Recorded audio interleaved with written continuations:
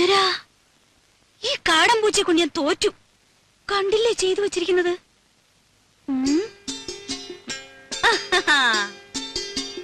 Hi. പൂച്ചയായാലും ശരി, ആരായാലും ശരി, ഇന്ന് അതിനെ പിടിച്ചിട്ട് തന്നെ ബാക്കി കാര്യം. കുറെ ദിവസമായി രണ്ടിനെ ഞാൻ തേടിക്കൊണ്ട് നടക്കും. ആഹാ, അത്ര കൊള്ളില്ലല്ലോ.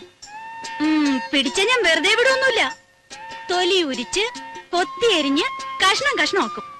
എന്നിട്ട് നല്ലപോലെ വിറക് കൂട്ടി തീയിട്ട് കമ്പിയെടുത്ത് കോർത്ത് മുളക് അരച്ചു പെരട്ടി ചുട്ടെടുക്കും. ആഹാ, എവിടെ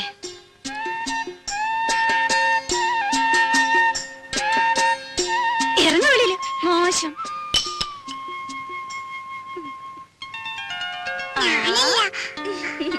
എന്റെ കുറുമ്പിക്കോതേ, നിന്നെ കൊണ്ട് ഞാൻ തോറ്റു.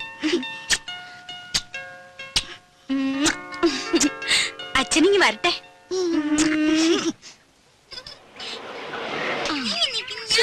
ഒന്നും വേണ്ടായിരിക്കും പിള്ളേരെ. നിക്കേ ചിന്നു ഇറങ്ങ.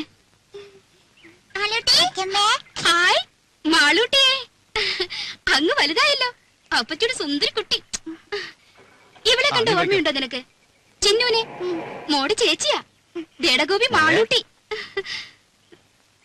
ഇത്രയും നേരമായിട്ട് കാണാഞ്ഞപ്പോ ഞാൻ വിചാരിച്ചു ഇനിയിപ്പോ എഴുത്തെങ്ങാനും കിട്ടിയില്ലയോ എന്ന്. സ്വർണ്ണ കച്ചവടമല്ലേ, അങ്ങനെ പെട്ടെന്ന് കിട്ടറിഞ്ഞ് പോരാൻ പറ്റുമോ? ഇപ്പോഴാണെങ്കിൽ കല്യാണ സീസണും. രമേശ് ചേട്ടന് വരാൻ മടിയായിരുന്നു, ഞാൻ വിട്ടില്ല. ഉണ്ണിക്കാണെങ്കിൽ കുറച്ചു ദിവസത്തെ ലീവല്ലേ ഉള്ളൂ. ഓരോരുത്തരെ അവിടെ വന്ന് കാണാൻ അവന് സാവകാശം ഉണ്ടാവോ? പോരാത്തതിന് അമ്മയുടെ പിറന്നാളും. രാജി എവിടെ? അകത്തെങ്ങാനും കാണും. പാമോനെ, അതെ, ശതാവരി കഴിഞ്ഞിട്ട് വെള്ളം തിളപ്പിച്ചൊന്ന് കുടിച്ചാലോ? കാറിലിരുന്ന് ചുട്ട് മേലാകെ ഉടഞ്ഞു. വന്നു കേറിയില്ല, അതിനു മുമ്പ് തുടങ്ങിയോ രമേശൻ നായർക്ക് ശരീരപ്രശ്നം? ശരീരധനം സർവധനാൽ പ്രധാനം എന്നാണല്ലോ. ശരീരധനം പ്രധാനമാ, പക്ഷെ ഇതും ശരീരത്തിന്റെ ഒരു ഭാഗമാ, അത് മറക്കണ്ട. തമാശ കളിക്കല്ലേ രമേശൻ നായരെ? കഷായം കുടിച്ചോണ്ടിരിക്കുക. അപ്പച്ചേ, അപ്പച്ചേ.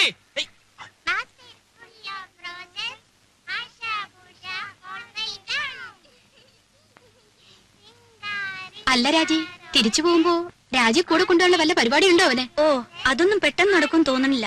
അതിന് ഗ്രീൻ കാർഡ് കിട്ടണമെന്നൊക്കെ എഴുതിയിരുന്നു. അല്ലെങ്കിൽ ഇവിടുന്ന് ഇപ്പോ അമ്മ തനിച്ചല്ലേ ഉള്ളൂ.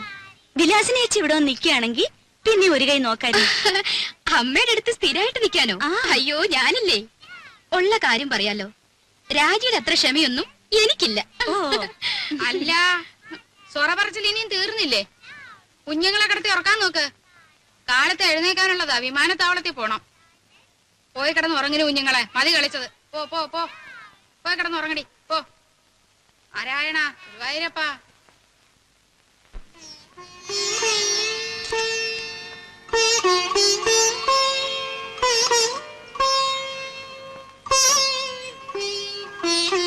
മാളൂട്ടി, എവിടെ ഈ കുട്ടികള്?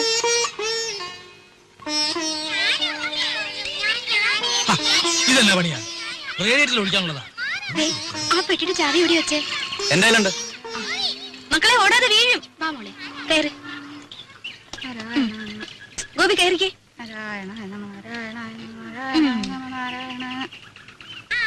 അല്ല, എല്ലാരും കൂടെ വീടടച്ചു പോയാലെങ്ങനാ? ഇവിടെ ആരെങ്കിലും വേണ്ടേ? അല്ലമ്മേ, രാജ കൂടെ പോന്നോട്ടെ, ഞാനിവിടെ നിൽക്കാം. ഏയ്, അതൊന്നും ശരിയാകത്തില്ല. ഇവിടെ ഒരുപാട് കാര്യങ്ങളുള്ളതാ. ആ ശങ്കരൻ പോറ്റി വരികയാണെങ്കിൽ വൈകിട്ട് വരാൻ പറയണം. അപ്പൊ ഉണ്ണിയും കാണുമല്ലോ. പോവാൻ്റെ വാ.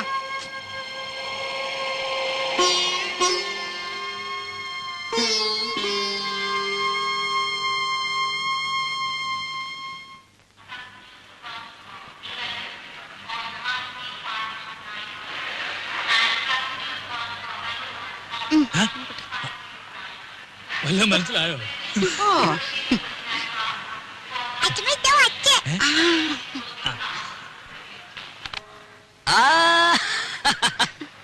മോളെ, എന്റെ മാളൂട്ടിയമ്മേ.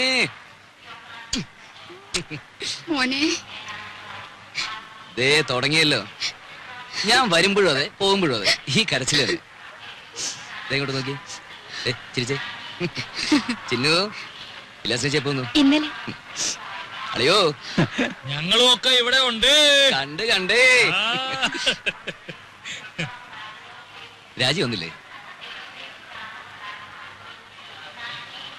എല്ലാരും കൂടെ വന്നാൽ എങ്ങനെയാടാ ഉണ്ണിയെ? വീട്ടിലാരെങ്കിലും വേണ്ടേ? ഞാൻ പോയി പെട്ടിയൊക്കെ എടുത്ത് അകത്ത് വെക്ക്. നോക്കി നിൽക്കാണ്ട് പോയി ഭക്ഷണം വിളമ്പ് രാജി. ഞാനോ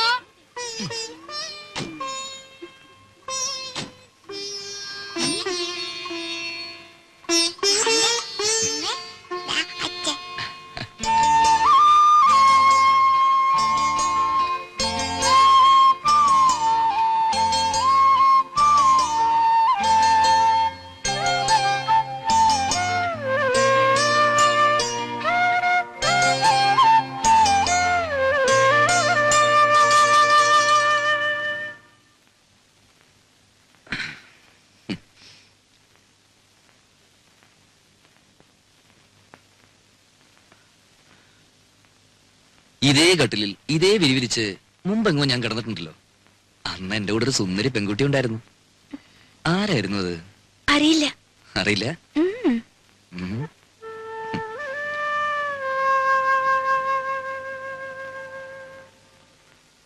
എത്ര നാളായി മോളെ നിന്നെ എന്റെ കയ്യിലൊന്ന് കിട്ടിയിട്ട്. ശ്ശോ, വേണ്ട ഉണ്ണീട്ടാ. ഉം.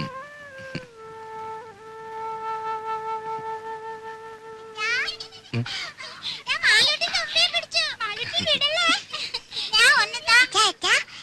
എന്താ തുമ്പി ശരിക്കും ജീവനുണ്ട്. തുമ്പിയോ? ഈ തുമ്പി കല്ലെടുക്കും. ഓ അച്ഛന് വേണം, അച്ഛന് വേണം. വേണ്ട, അച്ഛന് വേറെ തുമ്പിയുണ്ട് ഇവിടെ. ഛേ, ആ, മോളും ചിന്നു ചേച്ചിയും കൂടി അടുക്കളയിൽ പോയി ഒരു കാര്യം ചെയ്യണം. എന്താ അച്ഛാ? അച്ഛമ്മയുടെ കൽഭരണി ശർക്കരയുണ്ട്.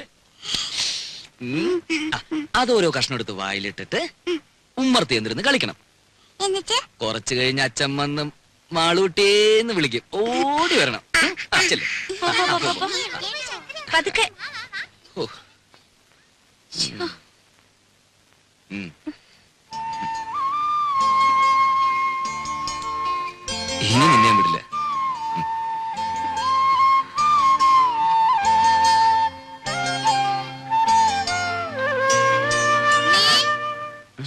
കാപ്പി എടുത്തു വെച്ചിട്ട് നേരം എത്രയായി? വാ മോനെ, അമ്മയ്ക്ക് വിശക്കുന്നല്ലോ.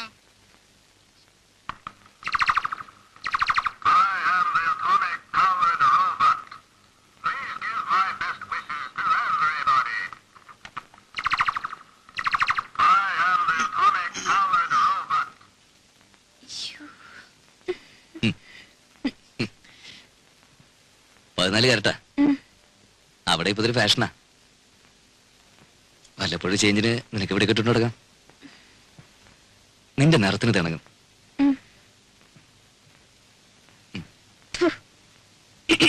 ആഹാ. ഇതെങ്ങനെയുണ്ടമ്മേ? ഉണ്ട്. ഓ, എടുപ്പതുണ്ടല്ലോ ഇത്. തങ്ക വന്നോടാ? ഏ?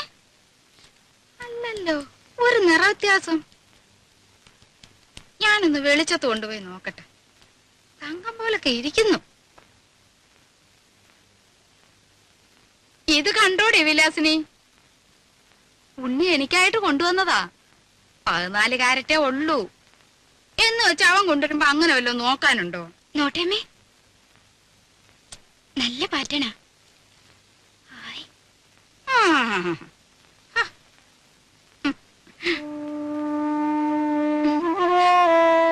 സാരമില്ല, അമ്മ എടുത്തോട്ടെ.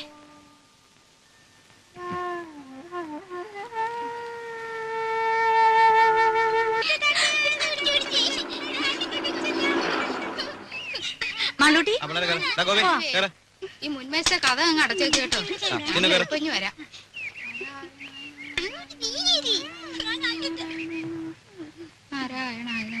രാജി വാ, വാ. ഇവിടെ കയറി.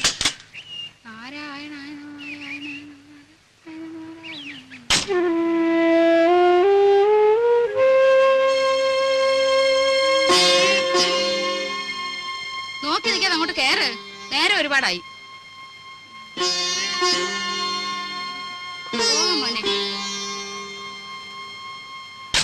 വിഘ്നേശ്വര, എന്റെ മോന് ഒരേ ആപത്തും വരുത്തരുതേ. ഇവൻ 6 മാസം പ്രായമുള്ളപ്പോ ഇവന്റെ അച്ഛൻ മരിച്ചതാ. അന്ന് മുതല് കൈ വളരുന്നോ കാല് വളരുന്നോ എന്ന് നോക്കി നോക്കിയാ ഞാൻ ഇവനെ വളർത്തിയെ. മോളെ അച്ഛനെ നല്ലോണം ഉരുട്ടു മോളെ. പതുക്കെ പതുക്കെ മണ്ണുള്ളതാണ്. എന്റെ ദീർഘായുസിന് വേണ്ടി മോൻ അമേരിക്ക വെച്ച് നേർന്നതാ. ഇവന് ഞാനെന്ന് വെച്ചാ അങ്ങ് ജീവനാ. ദീർഘായുസിന് വേണ്ടിയൊന്നും അല്ല, അമ്മയ്ക്ക് നല്ല ബുദ്ധി തോന്നാൻ വേണ്ടിട്ടാ. നിന്നോട് ചോദിച്ചില്ല. ആ അച്ഛനെ ഉരുട്ടു മോളെ.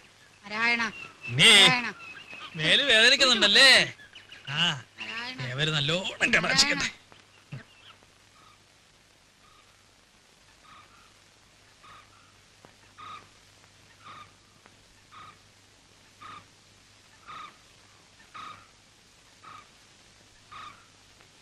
ഇവിടെ ആരും ഇല്ലേ?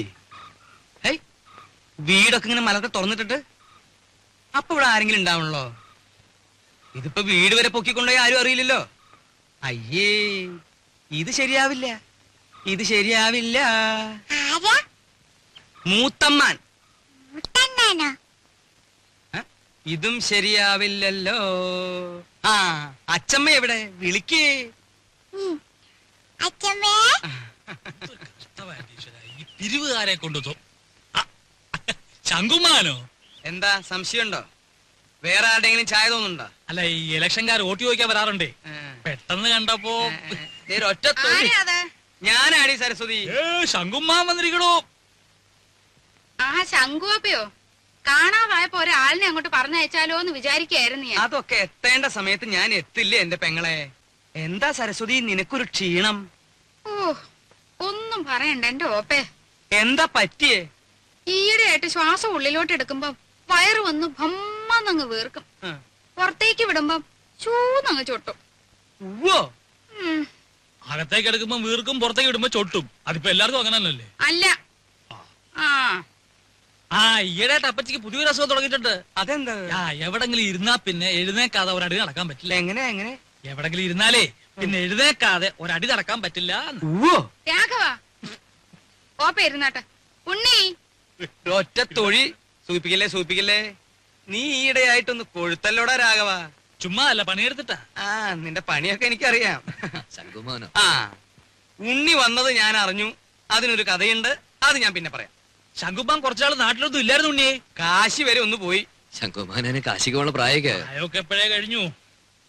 കാശിക്ക് പോയതേ ഭജനിരിക്കാനല്ല, പിന്നെന്തിനാണാവോ? 1 കിലോ ആപ്പിൾ വാങ്ങാൻ. ഒന്ന് പോടാ അവിടുന്ന്. ബിസിനസിന്റെ ചില കാര്യങ്ങൾക്ക് വേണ്ടി പോയതാ. അതിനൊരു കഥയുണ്ട്, അത് ഞാൻ പിന്നെ പറയാം. ഒരാള് വന്നാ എന്താ വേണ്ടേന്ന് ചോദിക്കുക. ഇതൊക്കെ നീ എന്നാടാ പഠിക്കരാകവ? ഇപ്പൊ എന്താണാവോ വേണ്ടത്? സംഭാരം, ഇഞ്ചി, മുളക്, കറിവേപ്പിലൊക്കെ ഇട്ട് താൻ തന്നെ പോയി എടുത്തിട്ട് വാ. ജാനുവരത്തി ശങ്കുമാന് കുടിക്കാൻ കുറച്ച് സംഭാരം. ജോലിക്ക് ആളെ വെച്ചിട്ടുണ്ടേ. ഇവിടെ വരടോ. എന്റെ പെങ്ങളുടെ പുക കണ്ടേ ഇവിടുന്ന് പോവുള്ളൂ അല്ലേ?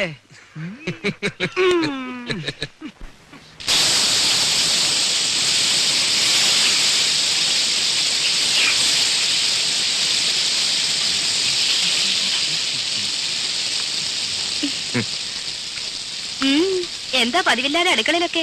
ആഹാ, എന്റെ ചേച്ചിയുടെ കൈപ്പുണ്യം എന്ന് പറഞ്ഞാ ഇതിലും കാണാനുണ്ട്. സുഖിപ്പിക്കല്ലേ കുട്ട, ഇതേ രാജി വറുത്തു വെച്ചതാ. അല്ല, പറഞ്ഞോളി, കക്ഷിയോടെ? ആ, അപ്പൊ അതറിയാനാ വന്നത്? ഹേയ്, ഞാൻ ചുമ്മാ അങ്ങനെ കറങ്ങി വന്നപ്പോ അങ്ങനെ. അദ്ദേഹം നീരാട്ട് തുടങ്ങി തോന്നുന്നു.